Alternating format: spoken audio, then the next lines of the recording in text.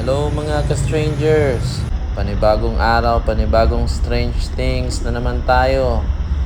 Andito tayo ngayon sa collection ni Tatay. Sobrang daming ang gagandang mga laruan.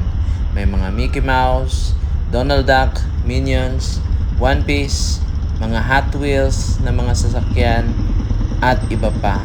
Take note, ang mumura lang po. Para po sa mga naghahanap na collectors, PM lang po.